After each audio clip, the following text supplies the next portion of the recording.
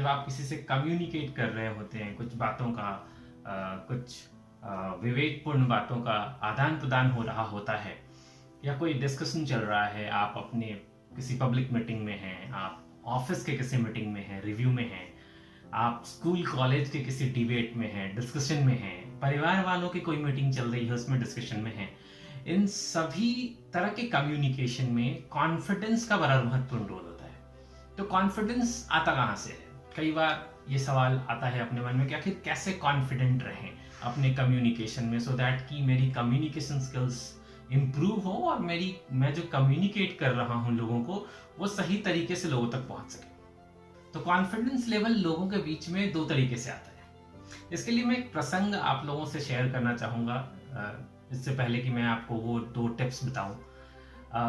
ये यूपी के पिछले चुनाव से पहले की बात है, विधानसभा चुनाव से पहले की बात है। बात हो रही थी कि इस बार किसका चुनाव होगा, कौन जीतेगा, किस प्रकार बीजेपी सरकार में आएगी नहीं आएगी, और इसका एक इंटरव्यू चल रहा था अमित शाह जी का। तो अमित शाह जी से पत्रकार महोदय ने पूछा कि क्या आपको लगता है कि निश्चित रूप से बीजेपी की जीत होगी? अमित शाह जी ने बोला, जी हाँ बिल्कुल होगी, और बड़े कॉन्फिडेंस के साथ कहा।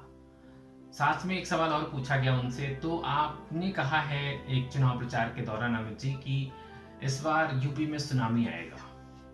तो सुनामी का एक पहलू यह भी होता है कि जब वो आता है तो बहुत सारा डिस्ट्रक्शंस होती हैं, बहुत सारी चीजें उजड़ जाती हैं। तो आप क्या कहना चाहते हैं कि इस चुनाव के बाद ऐसा ही कुछ होने वाला है?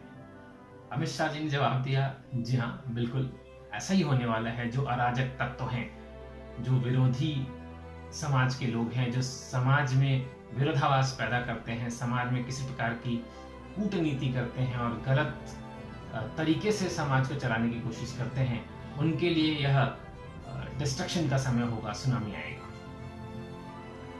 तो अगला सवाल पत्रकार का था कि आखिर आप में ये कॉन्फिडेंस आता कहां से है?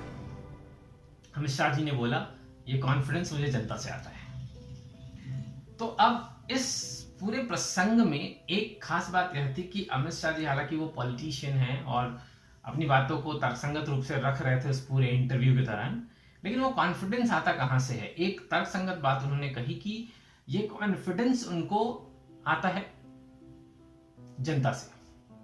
सो एक पॉलिटिशियन के लिए जनता क्या है? एक पॉलिटिशियन के लिए जनता उसका विषय है, उसकी ताकत है, उसका नॉलेज है, ज्ञान है। ठीक उसी तरीके से जब आप किसी डिस्कशन में हैं, किसी डिस्कशन के दौरान अगर आपके अंदर कॉन्फिडेंस कूट कूट का भरा हुआ नजर आए, उसके लिए सिर्फ 2 ही चीजों की जरूरत होती है। एक है विषय का ज्ञान। आप जिस विषय पर डिस्कशन कर रहे हैं, जिस विषय के बारे में आपकी बातचीत हो रही है, मीटिंग हो रही है, रिव्यू हो रहा है, उस विषय में आपको कितना नॉलेज है। अगर नहीं है तो नॉलेज को बढ़ाना कॉन्फिडेंस लेवल को बढ़ाएगा। और दूसरा होता है उस विषय के ज्ञान को सही तरीके से प्रस्तुत करना, यानी कि किए गए प्रयासों, जो भी प्रयास आपने किए हैं उस विषय वस्तु को इम्प्रोवाइज करने के लिए, उन किए गए प्रयासों को सही तरीके से समझना और उस पर भरोसा रखना। समराइज करता हूं, कॉन्फिडेंस लेवल बढ़ाने के लिए 2 विषयों की जरूरत है।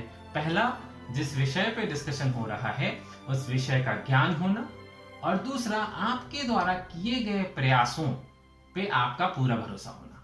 अगर ये 2 चीजें हैं तो आपका कॉन्फिडेंस लेवल अपने आप ही दिखेगा, आपको कॉन्फिडेंस दिखाने की जरूरत नहीं।